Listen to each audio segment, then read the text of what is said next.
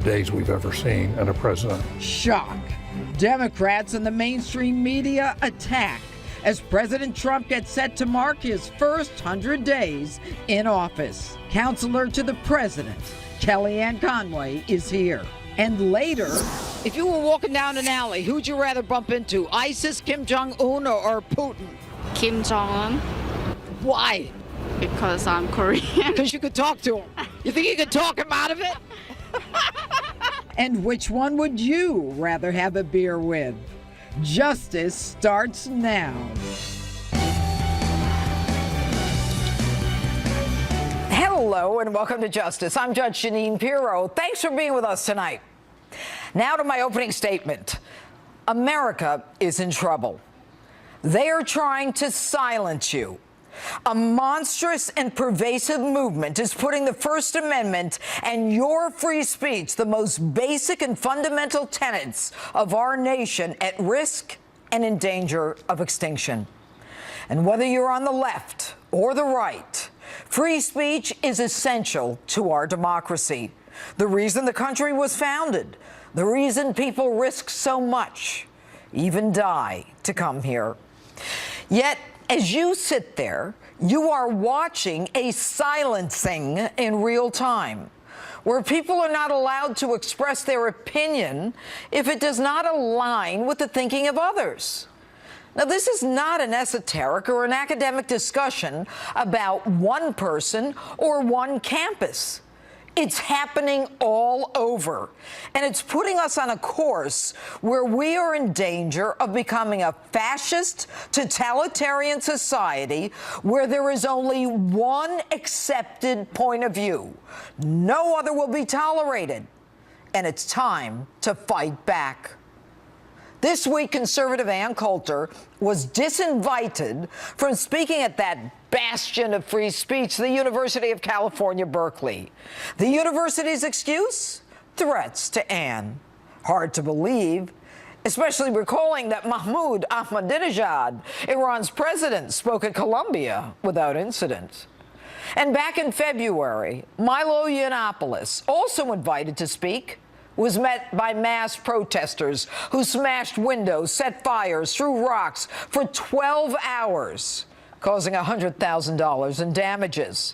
The number of people arrested? 1, which tells me a stand-down was ordered. No surprise, given the mayor of Berkeley, Jesse Arguin, is an Antifa, short for anti-fascist, meaning he doesn't like conservative speak. No surprise, given his support of Black Lives Matter and Berkeley being a sanctuary city. And you know I love cops and I defend them. But their excuse for one arrest? They didn't want to step in with a full-scale riot forces because it could have led to bloodshed. Really? Did you guys go to rookie school? Did anyone tell you how to take someone into custody without going into full riot gear? You can't take a snowflake in a ninja costume? Come on.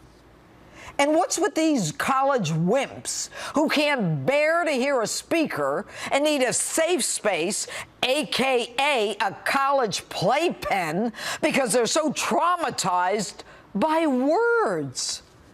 Instead of having a hissy fit, you ought to go find a bunker to hide in for the next 50 years because you aren't going to make it in the real world. Young people face drugs and gangs and wars and landmines and genocides, and you spoiled brats can't listen to words? You're wusses. If you don't like what someone has to say, stay home. But if you think you have the right to use violence to stop someone else from listening, you're a thug, and a dumb one at that. And if you have so much hate, why not use it in a positive way and defend innocents in the Middle East who are having their heads cut off by ISIS? And another liberal genius, Howard Dean, tweets, "Hate speech is not protected speech." Howard, don't practice law without a license. I've got news for you. Hate speech is protected. I don't like it, but even the United States Supreme Court protects flag burning. I'm sure the punks at Berkeley have done that. And back to you, snowflakes, a little recap. Free speech is just that. Say whatever you want, except things like yelling fire in a crowded theater. Now, you do not have the right to stop someone from speaking. You do, though, have the right to not listen. And if you left-wing liberal, namby-pamby, pompous, double-talking, hypocritical anarchists want to suit yourselves up in black ninja Halloween get-ups and masks to disguise your identities like common criminals and engage in rioting, arson, trespass, damaging property, assault, and bloody fistfights to guarantee that no one is allowed to utter their free speech, then it is my pleasure to advise you that you have even more constitutional rights, as in the right to remain silent, the right to an attorney, and the right, yes, to your own playpen. Another playpen, though, a 6x6 cell that taxpayers would be happy to throw you into. But we can't guarantee that the guy next to you is even going to like you. And that's my open. Tell me what you think on my Facebook page or Twitter. Hashtag Judge Jeanine. And joining me now is conservative author Ann Coulter. All right, Ann. So, UC Berkeley, they invite you. The students invite you, and you have a date, you buy your ticket, you're all set to go, and then they disinvite you. And then what happens is the next day they say, because they're getting all kinds of heat, because, you know, they're a taxpayer-funded university and they're the founder, you know, or the birthplace of free speech, and they say, okay, you can come, but you can come on a day when no one's here. So what is the latest? Right. Well, I'm still optimistic that I'm going to speak. I mean, I don't think it should be that hard to arrange. I've done it hundreds of times, gone to college campuses, spoken, taken questions, good time had by all, have a glass of wine and leave. It's not like they have to arrange for this to be done in outer space or underwater. And I would add that the California University of California Chancellor, Janet Napolitano, she used to be, you know, Obama's Secretary of Homeland Security. She had to keep the entire nation safe. I think she can keep a college campus safe. Okay, now, when they say there's a security threat, I mean, I assume you don't buy that.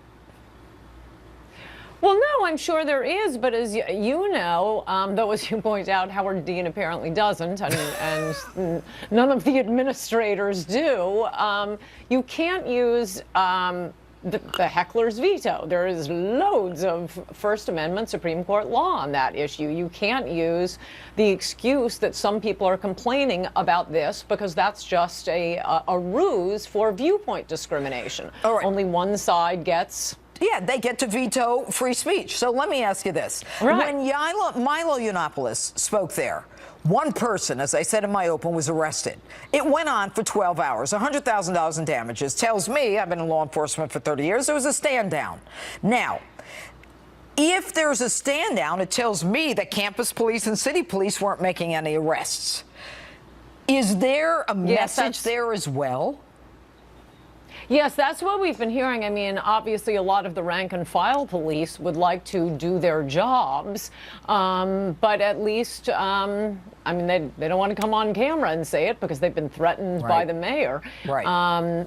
But they say, no, I can't stand this. I signed up to be a cop and to protect the innocent, and we're forced to stand as innocent people are being beaten up under threat of being fired and being made a laughingstock, apparently, at least according to one of my sources on the Berkeley police force. The mayor says that he has lots of friends in local and national media, and anyone who tells about this order is a whistleblower on this order will get in big trouble. So the mayor will have plenty of national media to put on display this Thursday because I'm showing up. I hope I can give my speech. Maybe Jerry Brown will call out the National Guard. So this Thursday, the 27th, the original date that was contracted, for which you bought an airline ticket, for which you're going to show up, and I'd love to show up just to see you. You're going to show up. Where are you going to show up? On the lawn in a building? You going anywhere in particular? Well, it's this Thursday, the 27th. I'm not sure. I'll be busy working on my speech. That's up for the university to arrange where I'm supposed to be speaking. And it's up to the police to keep me safe. So I'm hoping they all do their jobs. And I'll do my job and work on a really good speech. Okay. Now, so that's what I'll be doing. All right. Let's talk about the fact that Bill Maher has come to your defense. Even Bill Maher has said last night on his show that, you know, this used to be Berkeley, the cradle of free speech, and now he called it now just a cradle of FING babies. So as far as a lot of people are concerned, they're rooting for you. So what will it take to get free-thinking people who recognize that this is America to provide the protection that you're entitled to? Let's say that you were a dignitary. I think I am a dignitary, Jeanine. How about a state dignitary? No, I'm not going to insult you. It's interesting. That's right. It's interesting that how insulated and fascistic university administrators have become. That the people who are ideologically aligned with them, I mean, not just Bill Maher, Chris Matthews, Margaret Carlson, I mean, Robert Reich, who's a professor, works in the Clinton administration, is a professor at Berkeley. But they have become so insulated from reality that even people who are on their side are sitting back saying, what are you doing, Berkeley? We have a Constitution and a First Amendment. And I mean, it makes it especially egregious that this was, you know, the home of the free speech movement. It makes it especially egregious that this is a state university. This is government action deciding which speech can be heard and which speech can't be heard. But any public any university is accepting massive amounts of money from the taxpayer. They can't do this. This isn't a private club. This is a violation of your civil rights, correct? Of my constitutional rights, of the college Republicans, and this has been lost in a lot of the stories. The main group, student group inviting me, isn't a conservative group. It's a group that likes to have debate. It's called Bridge Cal. They had a pro-immigration speaker last week. I'm coming next, or this week, this upcoming week. They just want to have debate. I want to have debate. It's a lot of fun. I gotta run in a second. Are you worried about anything? Well, I guess I'd prefer to have a room with a mic and be able to take questions and answers. I find that much more interesting, and it's hard for, you know, subtle humor to come across on a megaphone.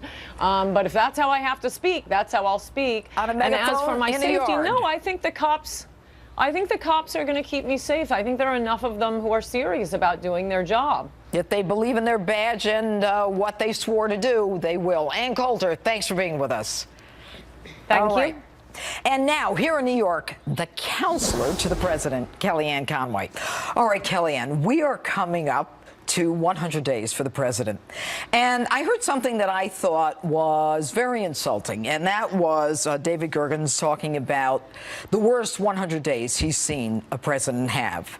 And I think it's almost not a difficult segue from what we just heard happening at Berkeley and what I just heard David Gergens say about our president. There is this negative, you know, attack against the right, but not even the right. He's the president, our president. There's a fair amount of what I call presumptive negativity, always lying in wait for the next way to, I think, deny the president the credit he's due. So let's just talk about the numbers. 28 laws, more signed in by this president in his first 100 days than President Barack Obama or President George W. Bush. 28 executive orders to date. That's more than any president in about half a century. You've got exports at a 2-year high. You have the stock market up 11%. You have consumer confidence, home builder confidence, National Association of Manufacturers confidence. All these numbers are up. That's what the American people see. They appreciate and they understand all the rollbacks of the unnecessary and burdensome regulations that some estimates say will save the taxpayer $17 to $18 billion annually. Even the Wall Street Journal has said that so far President Trump is a welcome improvement, that he's rolling back more regulations than any recent right now. You president. know why I want to stop you? because you went so quickly through so many items that we could spend 5 minutes on each There's more to one. say. I know there and is. hopefully this whole week of 100-day coverage, it's unbelievable. we will all have our chance to state that, including the president and the vice president and all the cabinet members, because there's such a great story to tell. There is. Just because people refuse to cover all the facts doesn't mean that they don't exist. It's been a very impressive record of accomplishment. Go tell the coal miners who visited the president in the White House that what he's done doesn't matter. They disagree. Go tell the men and women who will benefit directly from him opening up the Dakota Access Pipeline, the Keystone Pipeline, that what he's done doesn't matter. Go tell the veterans who were at the White House this week, Jeanine, when the president signed into law the Veterans Choice Act that allows them to go beyond the VA when they need to access private care if they're waiting too long, if some of them, as we know, have died waiting for care. Also, the president and Secretary Shulkin at the VA, they're working very hard to make sure that veterans have a better portal system, a better way to access information, make these appointments, and receive the kind of care that and dignity that we as a nation owe them. You know, I'll tell you, Kellyanne, as I go around the country, and I meet coal miners last night, and I'm going to talk about it at the end of the show.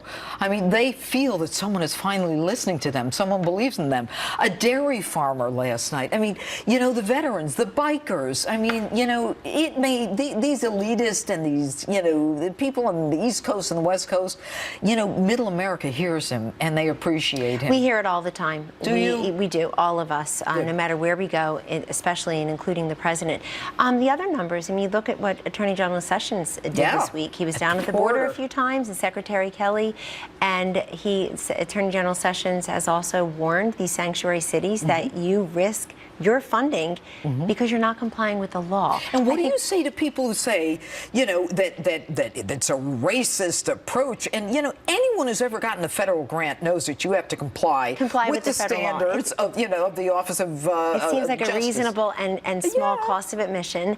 And the Attorney General is just reminding these cities of that. Also, these illegal boarding crossings are down. They're a 17-year low since the president took office. This is called causation, not coincidence. So we can go on and on with the numbers. We plan to all week. I'm glad to give you a flavor of them just tonight. The other thing is the president's numbers, his approval ratings are up this week. Compared to, say, a month ago, and I think some of them are commander-in-chief numbers. People really appreciate the new sanctions on Iran, the decisive actions taken in Afghanistan, certainly in Syria, the tough line against North Korea, the vice president's what will be a 10-day trip in 4 countries. So what the American people see is very different from what they're being told. Now, speaking of free speech, I'm so grateful that the new DNC chair, Tom Perez, and Bernie Sanders, who won't even call himself a Democrat, exercise their free speech on their so-called unity tour this week. It was just can we take unbelievable. a shot of this? Do we have some sound of the two of them on their unity tour? When Perez comes out, he's booed. Do we have that, guys? Maybe you came, though, because you're curious about the new DNC chairman and the future of the Democratic policy. Or maybe not. He's booed. It's unbelievable. I mean, look, I'm in the White House working for this enormously successful and joyful president. I only gave a passing glance to what the Democrats were doing this week. But I have to say, why not just come up with a message? They have this guy down in Georgia who repeated the mistake of the top of the ticket from last November, which is let's raise all this money from all these liberal groups. Let's not have a message, and then let's fall short of expectations. Then you have this unity tour. It was just, again, it was hard to avert my gaze to the extent that we had time to do it. We're very busy in the White House. But the idea that Bernie Sanders won't call himself a Democrat, and he's on the Democratic unity tour. Tom Perez is booed. And then the worst, I think, that happened this week is this guy named Heath Mello, who's running for mayor of Omaha, Nebraska, because he voted for a woman to have an ultrasound before she gets an abortion.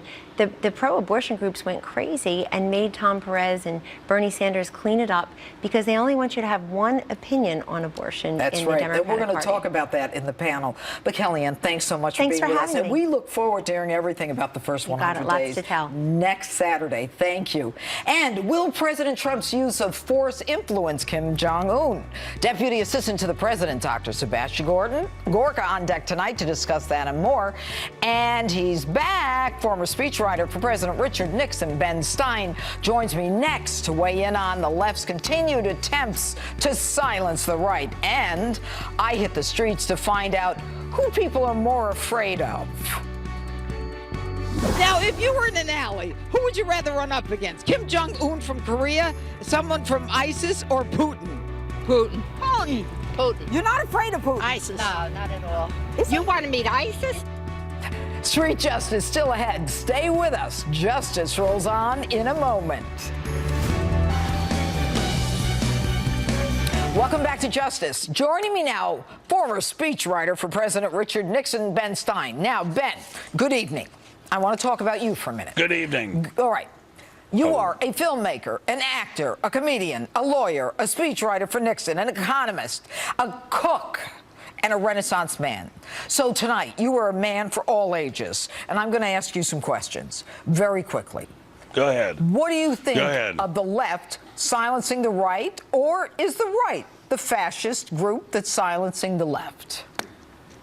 The left are the fascist group silencing the right. It is exactly like Goebbels and Stalin and Beria and all these very, very ultra-dictatorial people said. We cannot get all the way. We need to go with argument and debate and facts. We've got to have some violence, and that is going to make our point. We seal the deal with violence.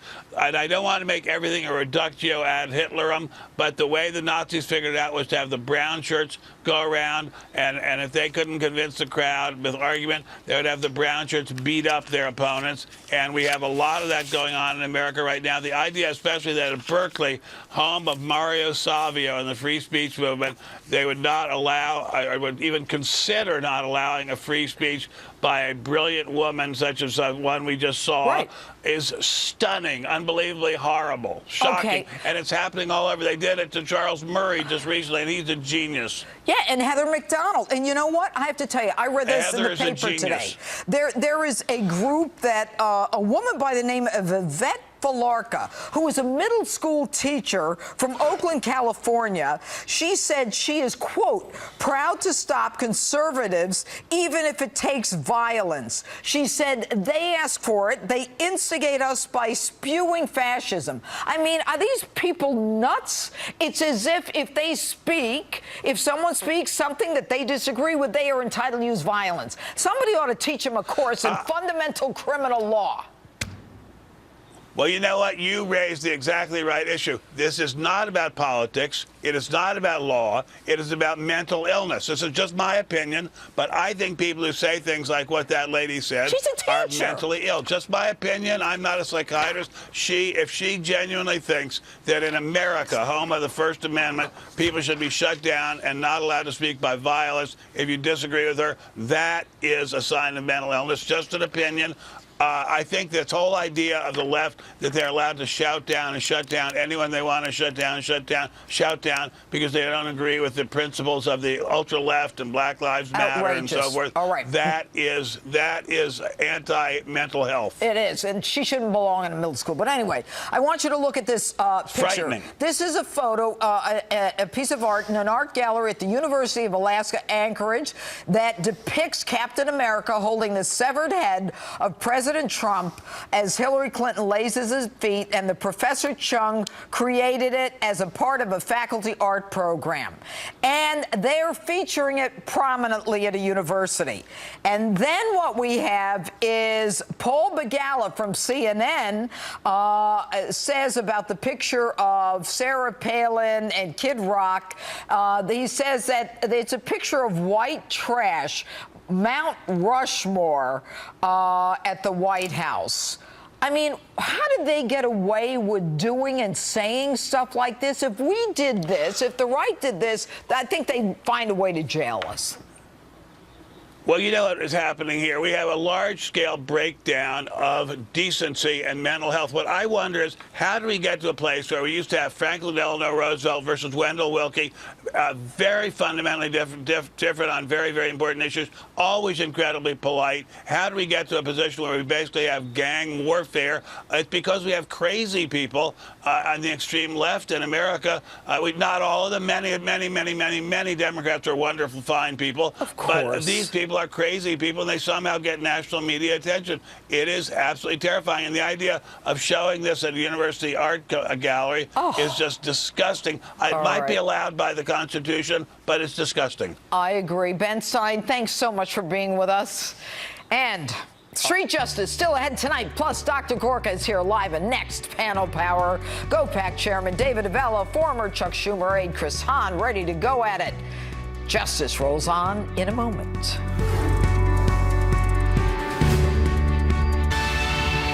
Live from America's news headquarters, I'm Patty-Ann Brown. President Trump announcing a big rally in Pennsylvania. That rally coming next Saturday in Harrisburg to celebrate his 100th day in office. It will be held at the same time as the White House Correspondents' Dinner. President Trump announced earlier this year he would skip that dinner, an annual event usually attended by the president. Attorney General Jeff Sessions telling a number of so-called sanctuary cities they have until June 30th to comply with federal law or lose out on federal funding. A California state Senate leader is accusing the Trump administration of basing law enforcement on principles of white supremacy. But Sessions says sanctuary policies are to blame for a rise in crime. And voting has begun in the French presidential election. Voters in overseas territories casting ballots. France itself starts in a few hours. I'm Patty-Ann Brown. Now back to Judge Jeanine.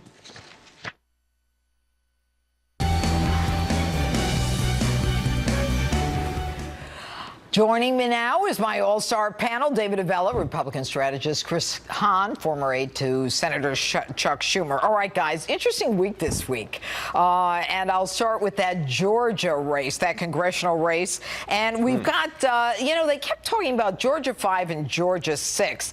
And since it's a Democratic race, Chris, I'll let you explain. Why do they keep saying 5 and 6? I don't know, but all I can say is this. All I can say is this. Because he lives in 5 and he's running in 6. Yeah, whatever. Look, the Constitution doesn't say you got to live in the district, you got to live in the state, and that's what matters. He grew up in the district. Give him a break, okay? But I will say this. The only thing that makes Karen Handel a Republican is the R next to her name. She's a big spending liberal in her political career. She even bought herself a Lexus. She bought herself a Lexus on the government's dime. That's too much for even me, Judge. Now, David, you see what the problem is. I asked him a question about the Democrat and where he lives, and he needs to talk about the Republican. But let's talk about the Democrat. He didn't win, and they're all in a fuss because they think he really did. Did he win or didn't he? Blurring the lines between victory and defeat are this new way for the Democrats to cope with losing. The reality is Republicans as a collective group got more votes than the Democratic candidates got. And in any measure, that means the Democrats lost. But that's where they are. I mean, the Democratic Party right now is in a position where they have to spend lots of money, overhype their candidates, and hope their activists see it as victories and keep them fired up to stay involved in the party. Dave, that's a seat that had a 20-plus R margin last time. As Lou Holt says, anything more than a 1-point victory is running up the score.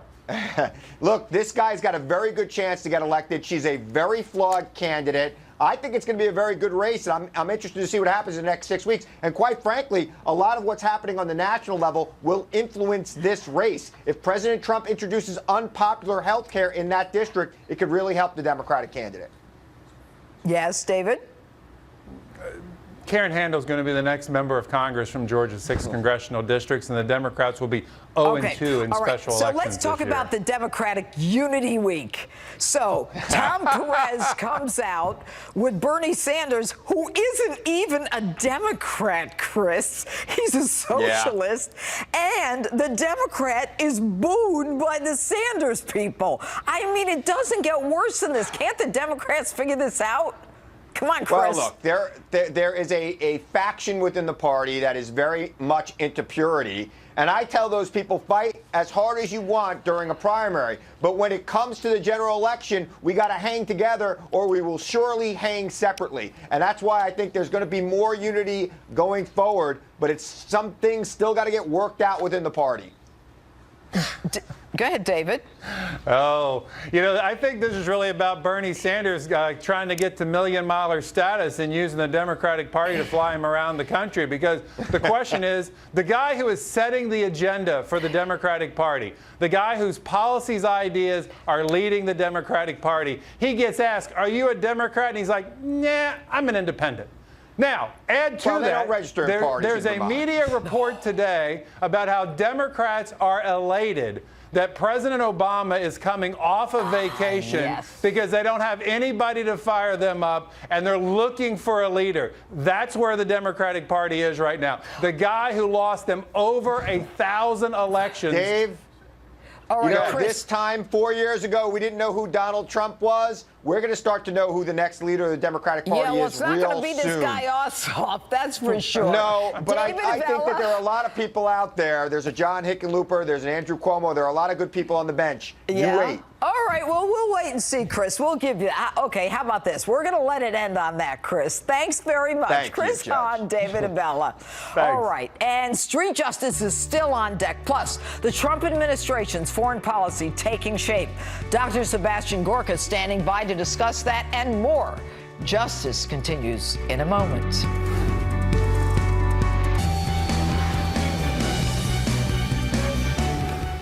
Vice President Mike Pence landed in Australia last night, his latest stop on a 10-day tour through Asia. Vice President Pence and Australian Prime Minister Malcolm Turnbull are joining forces in urging China to do more to pressure North Korea to drop its nuclear weapons and ballistic missile program. Joining me now is Deputy Assistant to President Trump, Dr. Sebastian Gorka. Doctor, thanks so much for being with us this evening. My pleasure, Judge. All right, thank you. Right now, what we do know is that last weekend there was this failed missile attempt by Kim Jong-un from North Korea. And we have no reason to believe that Kim Jong-un is not going to try it again. And it is our understanding, I am correct, am I not, that it was a cyber warfare that prevented that missile from taking off. Am I not correct? No comment, Judge. No comment. Well, I believe K.T. McFarland last week pretty much admitted that it was a cyber warfare that prevented it, but she wouldn't say who actually did it. So let's assume that that is the case. There's no reason to believe that Kim Jong-un is not going to try it again, is there? Well, look, this is a regime that has been in flagrant breach of international norms when it comes to weapons of mass destruction, nuclear capabilities, and ballistic missiles. So we've changed the nature of the game with, I think, our recent decisions coming out of the White House, explicitly from the president, with regards to the use of the Moab bomb in Afghanistan and with our cruise missile strike in Syria. So we've sent a clear message that it's not just diplomacy and words anymore. We put, as the vice president said on the deck of the USS Ronald Reagan, we have the sword ready, not just the shield. And I think that message was heard in Pyongyang as well, Judge. Yes, but he didn't care. He sent that missile anyway. It may have been stopped by, someone's hand, but it didn't stop him. And, the concern by everyone involved is that, he doesn't have all his marbles in there. And whether that's true or not true, we don't know. But, all of these efforts in the past, whether it's the $4 billion that Clinton gave to North Korea or the $150 billion that Obama gave to Iran, and all these crazy deals that we give to these other countries, they're not our friends. And so now we're left to the, to the benefit of other countries, hoping that they'll help us out, hoping that China will help us out with North Korea. Otherwise, there's all these nuclear powers. We're almost at a standoff with some of them, unless we are able to stop them in some way without getting involved in a nuclear, mutual destruction. But it's not just hope anymore, right? Hope and change was the empty, vacuous bumper sticker of the last regime. This administration is run by the master of the deal. Look at what's happened already with regards to China. Look at what's happened already in Moscow. These states that you have correctly identified as a threat to our interests and the interests of our allies and partners, they are sponsored by other nations. Russia is thinking twice about their own red lines for just how far do they support Assad after the actions we took in Syria. And you've seen it with the turnaround of that coal shipment by the Chinese. You know that Beijing, after the incredible meeting in Mar-a-Lago, they're thinking twice about just how far are they going to let their client state, Pyongyang and North Korea, go. Both of those things are thanks to President Donald Trump.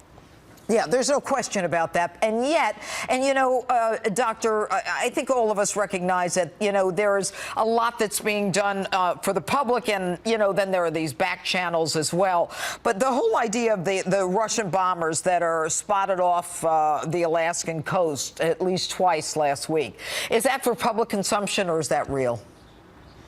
Well, it's classic Russian, actually classic Soviet behavior. Remember that we have a Kremlin run by a former KGB officer. The constant probing, whether it's with naval vessels, submersibles, whether it's with aircraft. We saw this all through the Cold War. This is nothing new. And remember, we scrambled and we intercepted. They never got into our airspace. We sent up our jet fighters. So did the Canadians. So we're ready to patrol our airspace and protect it from any intrusion. And I must tell you, Dr. Gorka, so many people I know are feeling so good about the fact that we're being strong, or looking at least strong again.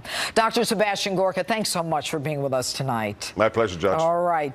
And you've been waiting for it all night. Street Justice is up next. Welcome back to Justice. Okay. Now, if you were in an alley, who would you rather run up against? Kim Jong-un from Korea, someone from ISIS, or Putin? I hit the streets to find out who people are more afraid of in this week's Street Justice. Take a look. All right. First? Who? Yeah. All right. So who is a bigger threat to the United States? North Korea, Russia, or ISIS? I don't know. That's a tough one. Probably North Korea. I don't know. I'm not really educated in this area. I don't want to say anything dumb on TV right now. No, but no. I mean, nobody really knows. There's I no know. It's all up in the answer. air, really. Yeah, as long as it's not up in the air, Yeah, which is another question. absolutely. Yeah. That's, Do you think it's good that we show this force and this Absolutely, power? yes. Or do you think it's a bad thing? I think it's a good thing because I think North Korea is bluffing. Are we bluffing? No, absolutely not. How tall are you? What? Oh, yeah. I feel like a little SWAT. Yeah, okay. No, stand up. Who should the United States be more afraid of? North Korea, Russia, or ISIS? Wow, great question. Can I say our president? Oh, well, you're free to say whatever you want. We have the First Amendment here, and we don't stifle the left. Who's a bigger threat? ISIS, North Korea, Russia? I think that's going to be our own doing. I think we're going to create the threat.